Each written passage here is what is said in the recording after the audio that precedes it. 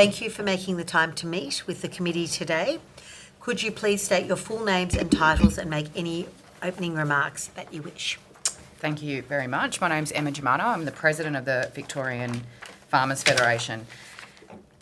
And I've been trying to... Oh, sorry, Charles. Charles Everest, General Manager of Policy and Advocacy at the VFF.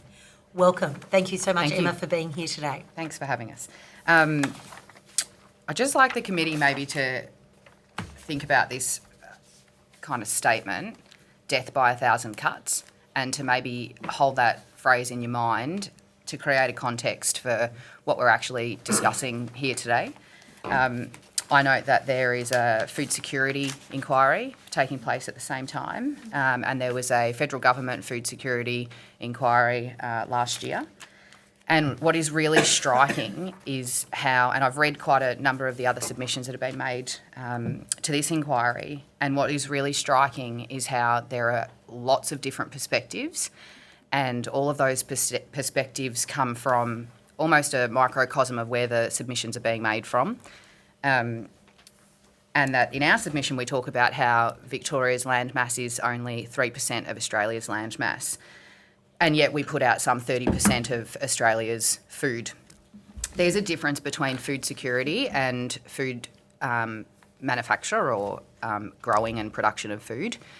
Food security can come from many places, and food supply is related to food security, but there are many factors that make up how do we supply food. And I would question whether or not what we're asking is, are we food secure in Victoria? And many people can very easily say, oh yes, we're exporting to all of these other nations and therefore we have food security and our supply chains must be quite robust. And we hear about farmers being resilient and the food supply chain being resilient, and then we see events like the pandemic where all of a sudden there wasn't food on the shelves for every Australian. We can also look at this through the context that whilst we do talk about being a net exporter of food as a country and even as a state, that there are many Australians right now who already face food insecurity, and that is obviously related to the food supply chain. So this notion of death by 1,000 cuts, we have this planning system where isolated decisions are being made to the best of whether it's a local municipality or a shire making a decision. They're making the best decision they can with the information that's available to them at that point in time. So everybody in earnest is making decisions that they feel are right, but we lack an overall or overarching strategic plan around food supply in this state, and we fail to even value the economic benefit of that food supply in this state. So there is a notion of, are we actually talking about farming and agricultural security, that we continue to provide food from this state, or are we going to rely on the fact that we can get food supply from other places, i.e. importing our food? I understand that this, the terms of reference are very much looking at the planning schemes and provisions, and we're thinking about this from a planning act, the Planning Act and that kind of that mindset. But to just narrow down food supply into these tiny little things that impact it, i.e. the planning provisions, or whether we're talking about the roads in Victoria or any of these things, if you look at all of those things in isolation, you miss the bigger picture. So the first thing that we would say is that Victoria has to, as a state, identify what is the responsibility of Victoria as a state in regards to food supply, not just in the state of Victoria, but the impact that has on food security and food supply to the rest of the country, and then this notion of economic driving of being able to export that food elsewhere. But what we tend to see is many policy decisions made in isolation from each other without an overarching strategy as to what do we want Victoria to do. In fact, does Victoria want to be the accommodation hub of the whole country and we fill up all of our land with houses and that's a great thing? Well, it might be, but we certainly haven't made that decision. What's also really, complicated is the planning, like the planning policy frameworks, the provisions, how they all fit together. And I know as a farmer who has had to go to my local council on a number of occasions for planning issues, that the council seem just as frustrated in having me apply for any kind of planning permit as I am having to manage going through that going through that process. So it's difficult for everybody, and you often see shire councils that are very limited in the resources that they have available to them, and not just financial resource, as we know, particularly in regional Victoria, that we've got shire councils that are significantly underfunded in regards to the services that they are being asked to deliver to the community. But there's also a knowledge gap, and those guidelines that have been spoken about to you, those guidelines need to be more robust to assist the planners in those local councils and shires to be able to make these decisions. But of course, like I said, they're making decisions in their own patch, and they don't know how that impacts everybody else or food supply around the state and indeed the country. So with those kind of opening comments, I guess just from an overarching perspective, what we're saying is you must map the land in Victoria. You must understand it's not just as simple as this is the farm zone. And the example that I'll give is that one of my counterparts at the Victorian Farmers Federation, who farms in the Wimmera, he and I were discussing stocking density. So I'm a vegetable and livestock producer, I have sheep on my farm. The stocking density of lambs that I'm able to carry on my farm is 10 times the amount of those that the farms in the Wimmera are able to carry. So there's a big difference. Just to say the farming zone is the farming zone and that's fine, really fails to understand the nuance of soil types, average rainfall, whether or not there's irrigation available, whether or not you have a regional centre and a big town near you. All of these things need to be strategically mapped. The VFF called for that mapping of agricultural land really for the purpose of, initially for renewable developments, transmission lines, saying you need to map all of this stuff before you know where you're going to build infrastructure, because without a map, you're simply making, again, these decisions in isolation. So we would say, first and foremost, that there needs to be a strategic plan. That has to be based off that strategic agricultural land mapping, and that needs to be a whole of government approach. There is a real danger that the Environment Minister is separate from the Agriculture Minister, is separate from the Water Minister, is separate from the Planning Minister, and what we see is that sometimes the right hand doesn't know what the left hand's doing, and what we've got at the moment is the outcome. I shouldn't say chaos, I think that's probably a little unfair, but this is the outcome of what happens when you don't have a strategic lens to look over the decisions that are being made. So we're seeing the degradation of the amount of land, and they're not making any more of it, that I can assure you. And we really have to contemplate all of these things that are very complex and not jump to oversimplifying decisions or policy direction, so that we don't see this continual loss of agricultural land, if that is indeed what we want. We're the Farmers Federation, so of course we say maintain the farming land, it's super important, but we have to have the other strategic objectives of the state in mind, but we have to look at them all at the same time. And finally, I would say that in trying to understand the planning system collectively, what my understanding got to was that we have a lot of power vested in the Planning Minister. Just about all of the power is vested in one individual who is being asked to make decisions without that overarching guide. But further to that, it means that the government does have the power to change these things. So to look outside and say we don't understand or we don't have the mechanism, the power is vested in the government to ensure that there are sound policies in place so that we can have a policy about how we feel about food supply and production in the state of Victoria and why it's important. I would just want to emphasise, and building off what Emma just said, the need for a holistic and whole of government approach when it comes to our food security. So it's not just the planning schemes or the planning system that needs to be looked at. That's obviously a critical part of it and obviously a key focus for yourself. But it intersects and overlaps with water policy, with our freight and roads policies, emergency management and how we are responsive to natural disasters. And I know before there was some discussion around climate change as well. All of these things overlap and intersect, and that's why our chief recommendation to you is to put forward that there needs to be a statewide plan for food security, and bringing together all of those pieces. There also needs to be a great increase in capability and understanding of farming. And we know that disconnect, particularly between rural and urban communities, is growing. I think when I used to talk to people, everyone had an uncle who was a dairy farmer. That is now becoming less and less and less. And that's reality. But we need to also focus on that connect between the communities, because when you are asking planning authorities to make decisions that will have broader consequences on the agricultural industry and our food supply, Emma and I are people who have been involved in and around farming all of our lives. We can look at a map and Google Earth view and sort of tell you what type of farming's happening where just by a quick look at it. In fact, it's a bit of a hobby.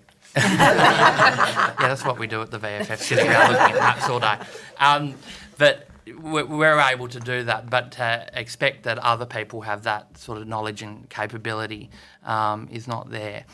So it's critical that government is supplying to the planning authorities, whether they be local government or the planning minister herself, that they have that guidance, that they have that information, but that needs to be backed by strong policy, and there needs to be a policy position of the government that we value agricultural land, we value food security, and we will protect it. And I think that there are a lot of glib statements in and around government, particularly around bureaucrats, and we can get lost in the detail of how the planning scheme works.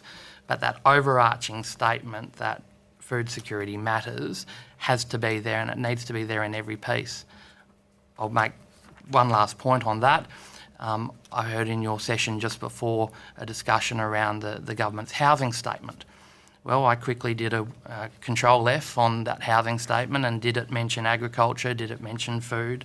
No, not at all. And that is something that needs to be considered, that across our policy, food is critical to life, it's critical to everything, and we should be considering that as part of all of the work that government does. Yeah, we're almost a victim of our own success, because what you hear all of the time and what we say all of the time is that farmers and the industry is very resilient. But again, that notion of death by 1,000 cuts, these are the decisions that are outside of a farmer's decision-making process that can eventually amount to significant degradation and loss. And I would also just pick up on Charles's comment about glib statements. We can also have a very romanticised view of having peri-urban farming. And if you take a drive down to Werribee South, whilst it might feel really nice that we've got this food production on the edge of the city, and we call it the food bowl, and we say all of these things, farming in that area has become so difficult because of a series of planning decisions that have been made. But you could just about be run out of town, which I nearly have been, when you start talking about the fact that it should remain farming land for forever, because you've got farmers there who have actually anticipated that land is going to be able to be rezoned in the future, and that's an exit strategy for them. And in some cases, that's actually really positive, because as an exit strategy, they take the income. Many of them will pick up you don't pick up the infrastructure, and you certainly don't pick up the soil, but they'll pick up the business and move further afield with really great money to invest in other sites and other places where they might develop the land, from livestock to, say, high value horticulture, which we've seen in many cases. But if you lock people in a particular place, it becomes really difficult. The land that I am on, let's just say roughly it's worth about $15,000 an acre. And I'm sorry, most farmers, even the young ones, still talking acres. If you look at the cost of land in Werribee South, which is still primarily being used for the same sort of production as my vegetable production on my farm, you're talking about $150,000 per acre. And you don't have to be an accountant to work out that the return of the business does not justify the value of the freehold land. So we're actually got this system where those farmers are still holding on to that land, because anyone who's going to buy it can only really buy it for vegetable production at this point in time. But they're holding on to it in the hope that it'll be rezoned. So you've also got farmers who are now speculating in land banking per se, and that is also problematic, because that can also stifle innovation of the industry and the growth of the agricultural business. There's often that often keeps older farmers farming. because they say, well, what else am I going to do? I might as well do that. That actually has an impact on the whole sector. So it is really complex and complicated, and we can't just have this romantic view of let's protect Melbourne's food bowl. It makes everybody feel really good. When you're farming up against primary schools and the Wyndham Harbour, and you've got people complaining about soil on the roads, and that you can't spray, and that you can't put your manure down, and that your water is now a shandy of salt water. It makes it really, really difficult, and it actually makes the farming practice far less efficient. Through Pakenham South and Cooey Rup, which is the only sort of soil that exists, is that place right there, and we've built the train depot right over the top of it when there is less productive, less fertile land in other areas that are close proximity to the city that could have been utilised, but for a fail of having that overarching plan, we've popped that facility out there. So we'll give you some time, but other than just rambling on and telling you all the things that we think about, we might let you ask us some questions. Thank you very much both for being here, and you've certainly cracked open lots of things for discussion, which I'm really interested in exploring, as I'm sure all members of the committee. If I could just kick off and talk to you about our green wedge locations. Do you see any protections or benefits for farmers? Like, are these adding value to protecting essential areas of farming? I guess yes is a short answer, but again, it has to be strategic. In some of the regions, I know that within a municipality, you have farmers who want to protect the green wedge and farmers who are saying this is actually not helpful for us, and the difference will be where the highway runs through. So I guess that really highlights the fact that you have to be very area specific and understand, and there almost needs to be that review shire by shire or council by council to have a really clear understanding of the impacts of the green wedge in those places. But again, I'm going to keep coming back to this notion that we have to know what we want to achieve before we can answer whether or not a green wedge specifically is helpful in any particular area, because in some zones, in some places that is problematic, and in some zones people are very fierce about wanting to protect the green wedge. Great. Martin. Where do you see our farming moving forward, like in 5 or 10 years? Is it going to be as it is now? Are farmers coming to you with similar problems and similar issues, or are they all region specific? I guess the reason why the Victorian Farmers Federation actually, we have this kind of unique role in that we represent farmers across every area of the state. And what we try to focus on are the things that impact every farmer. Doesn't matter where they're located, what the size of their business is, or what it is that they grow. We focus on those issues. So in some respects, the issues of each individual farmer are usually quite similar to everybody else. There might be a slight nuance. Where is farming going? Well, we can see that there is this consolidation of farms, which means that production doesn't necessarily drop off, but the number of farmers does drop off, and that has implications, particularly to regional communities where it was, all of the farmers' kids, using the schools, and that made viability for schools and doctors and that local area. So that's one consideration. We're seeing technology has exploded, and it's hard to look forward, but it's really easy to look back. So even if you look at how farming was 10 years ago, we can see that there's substantial changes. It's difficult to know what kind of technology is going to be developed into the future, which is why putting, for example, and it's a particular bugbear of our organisation, putting transmission lines into a place and saying, oh, you can do agriculture alongside transmission lines. Well, in some cases that's true, and in other cases it's not true. What we're already seeing is that things like usage of drone, aerial spraying, we're already seeing that kind of conflict between being able to crop and having transmission or renewable energy facilities where people can't come in and do the spraying within 1.5 kilometres of a transmission line or a turbine. Those sorts of technological advances, what we know is if we say, here is a transmission line that we built 80 years ago, that the type of agriculture that has happened around those transmission lines has been limited to, or we work with those transmission lines, and so you'll see livestock production under transmission lines. Having said that, if we had mapped earlier the soil type and the irrigation districts, if we knew what the potential of that land was, we might have said, well, We've just taken out all of this economic potential because we could have had high value crops or high value agriculture in place, because you did back then 80 years ago with tractors this high, we didn't know what was coming. So I think it's really important that we err on the side of caution when it comes to disrupting farmland, because those technological advances mean that we are able to grow different things in different places, and that'll continue into the future. You've touched on some of it, Emma, obviously, and like hearing about that statewide plan as well, Charles, in terms of what you're after. But it's a big question. But like, what do you see as the biggest vulnerabilities for food supply right now, and how do you think that the Victorian government needs to address those vulnerabilities? Like, I mean, how long is a piece of string? I'm sure, but what do you see the top vulnerabilities are? Oh, I think that it's a great question, because it's not caring about it or not making it central or not considering it in every policy decision is the biggest vulnerability. Because to your point, to start naming, is it climate change? Is it accommodation being built? Is it the planning provision? Is it how we do freight? Is it genetics? Is it all of that's just so many different things that make makes the industry vulnerable.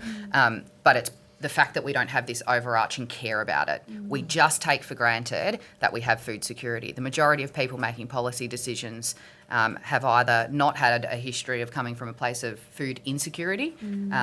We've forgotten about it post-World War II. We've been very rich as a nation. We've been able to grow all of this food, and so we've just taken it for granted. But we can see that there are so many things that impact that now, like natural disasters. People will say, well, why has the lettuce gone to $11? Yeah. Well, Queensland's been flooded. We've been flooded here. We've seen, massive floods for 2 years in a row that actually does have a massive impact on food supply. But all of these little things, again, are disparate, and they need to be brought together with the notion of what are we doing and do we care about it? Because you can take it for granted, and you can see very quickly with something like a pandemic that all of a sudden we have this threat. Or little silly things that you would never imagine. I didn't even know what AdBlue was or why it was so important until we had a shortage. If we don't have AdBlue and all of a sudden all of the trucks stop, or if we don't have access to fertiliser, you can say that we're food secure and that we export 60% of what we grow very quickly. And when I say very quickly, I mean weeks, days and months time frame. You can totally disrupt the way that food production and supply happens in the country. I would say that the greatest example we're seeing of that failed mentality and care for farming has come about in the transition to renewables. And I know, Ms Haylett, obviously an issue that is dominant in your electorate. Had we seen that care at the start of the planning of transmission lines through your part of the world, I think we would have been able to overcome a lot of the challenges that we are now having to grapple with. And that's why the VFF back in 2018 called for a statewide plan for transmission and renewable energy, because we saw that we were just building renewable energy developments in disparate parts of the state, and no one had thought to link them back to where the energy needed to go. And there is a lot of catch-up now, and I know that the VicGrid bill passed Parliament yesterday, and we're engaging with VicGrid around that strategic agricultural land study and understanding how can we, because take the ideology out of the argument over what energy we should be using. The fact is there is renewable energy development already here, and more in the pipeline, and ensuring that it is compatible with farming and food production is absolutely key. I would just add that you go to a VFF branch meeting or a VFF conference and everybody's got a different existential threat to farming. Everybody will tell you a different existential threat. I guess what we're now saying is that this land that we're not making any more of has more competing land uses than what existed before. So we're being asked as landholders, and maybe not as farmers, but as landholders and farmers, that we should be providing food, we should be providing biodiversity services, we should be doing carbon sequestration and emission, we should have renewable energy on our properties. There is so much land use conflict that, again, to consider all of those conflicts without an overarching, well, how valuable is the food, it is really problematic. And again, not to bring it back to transmission lines every 3 minutes, but the notion of the way that those power lines were in the planning process developed, it was developed by a company whose only objective was to ensure the power bills are cheap. Now, it's really great to have a cheap power bill, but if your food bill, and I'm just talking as an ordinary Victorian or Australian, if your food bill doubles and your power bill halves, are you better off? Well, guess what? That was never considered in the planning of these things because we've just got so much food. Why would anybody bother? Thank you. This has been so insightful. And I appreciate you saying, the plan is what we need across holistic and across the state. Just to help deepen our understanding and knowledge, I wondered, do you have any case studies or specific examples you could share with us of specific farmers that have been impacted by either, the bureaucracy, red tape, and I appreciate that you've shared some of your stories, but I just for my own curiosity, I'd love to hear some stories of real life impact.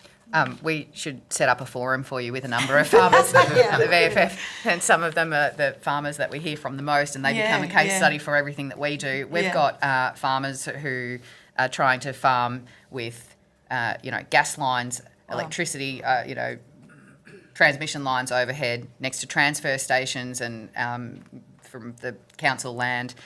We talk about like when things are council land, the encroachment of pests and diseases from whether it's council or state land. We've got examples of farmers who are being told that they can't put their irrigation motors on during the night because people are trying to sleep, and that means that they need to put a shed around the irrigation motor and that they should irrigate at particular times. We see, complaints around, and this is also relevant to kind of the EPA and the things that we've got to do to satisfy the EPA. People who are moving next door to what people would say are intensive production facilities.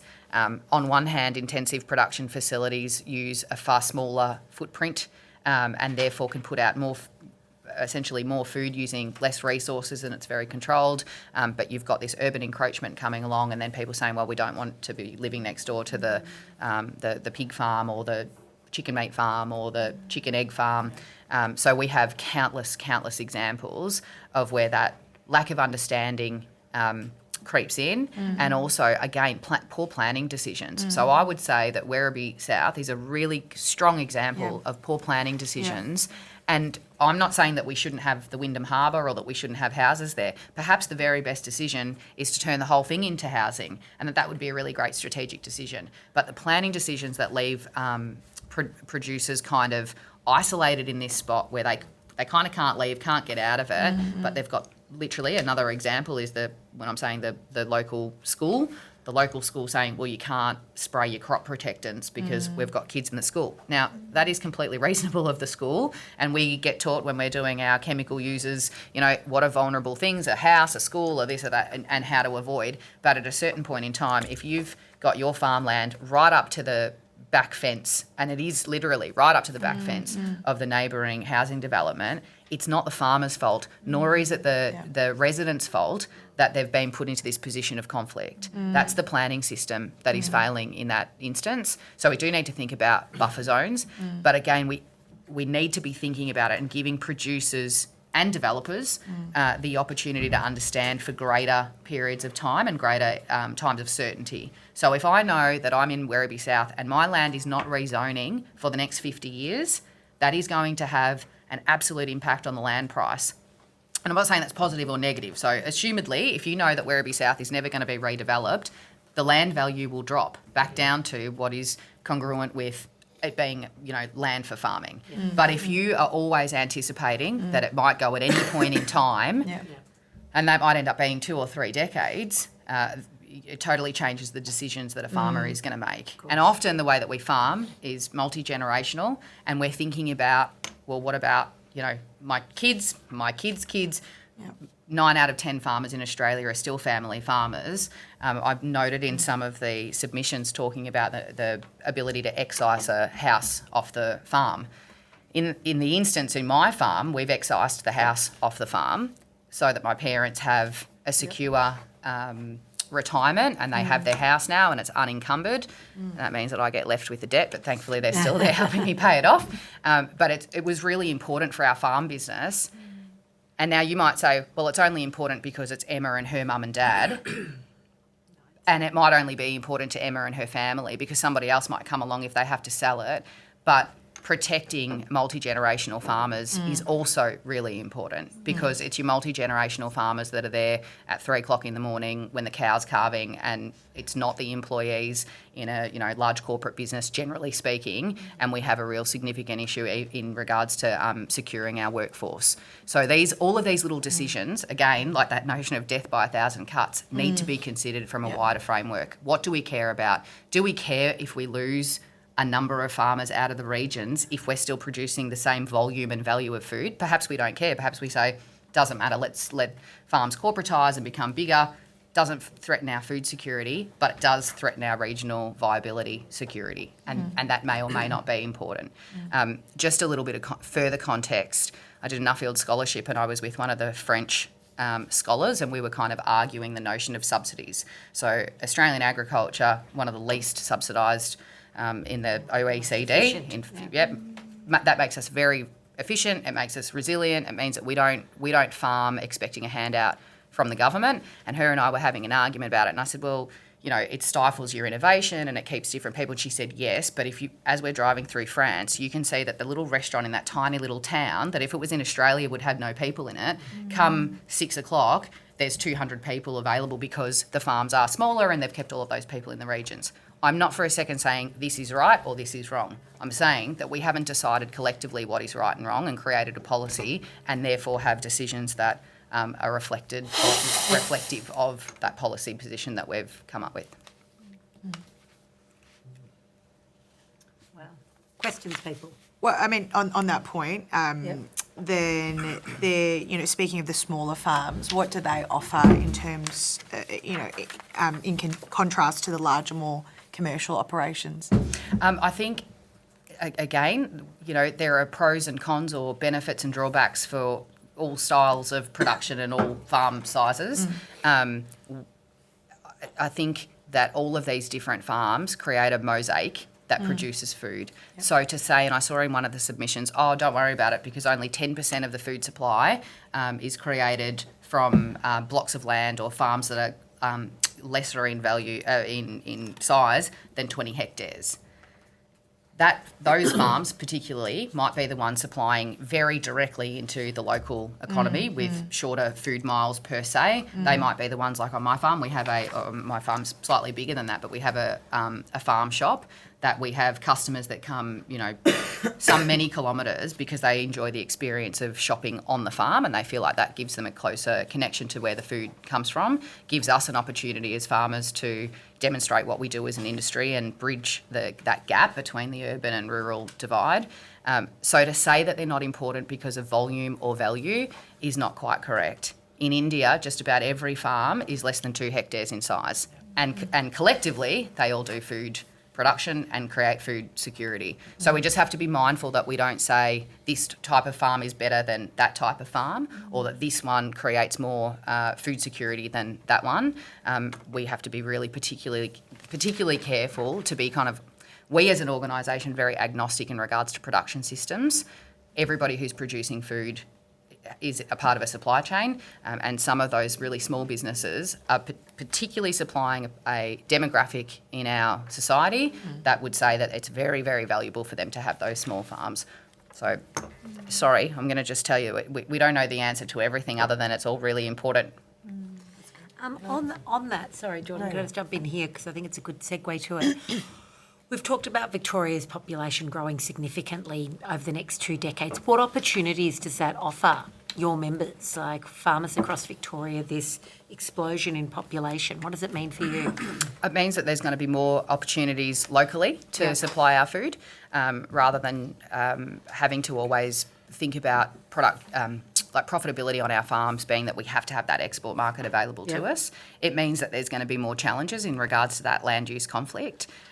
Australia is one of the most urbanised countries around the world. In fact, I think it might be the very most urbanised. So the majority of our people live in our capital cities, and I think Victoria's population is said to increase to 10 million by 2050. Yeah. So it means that we're going to have more mouths to feed.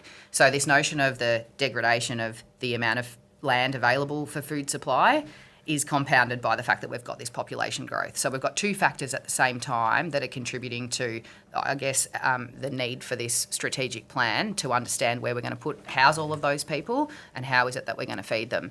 I think it's so important that we think about this in the context of what's the difference between the responsibility of the state and what is the responsibility of the federal government. And mapping that and understanding that for the Victorian government is really important, because the food security here and the decisions that we're making, and we'll bring it back to the planning provisions and the whole planning scheme, we're making decisions that have a massive impact on the rest of the country, and yet again, there is no overarching understanding as to how that's going. So whether it's through like Minco or National Cabinet, that conversation needs to be driven, and Victoria is in a really great position to drive that conversation, given that we are really leaders in regards to agriculture comparatively to the other states of Australia.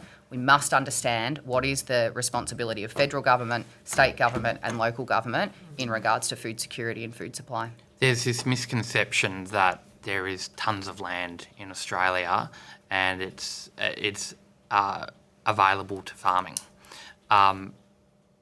It's not, and particularly when you burrow into the different types of crops, different types of produce that is produced. Potatoes is a great example, because the red ferrosol soils that we have in places like where Emma's from and in the Macedon Ranges and over near Ballarat. Yes, you would know it well. We've only got some very small patches of dirt in this state where we can grow that particular crop. So this idea, when I think people sort of travel through the countryside and they see these open spaces, it needs to be understood that Victoria only actually makes up 3% of the national landmass, which is quite an odd figure. But when you put it in those terms, we're amazing in terms of the production that we get. 30% of the nation's agricultural production out of just 3% of the land. Well, 1.5.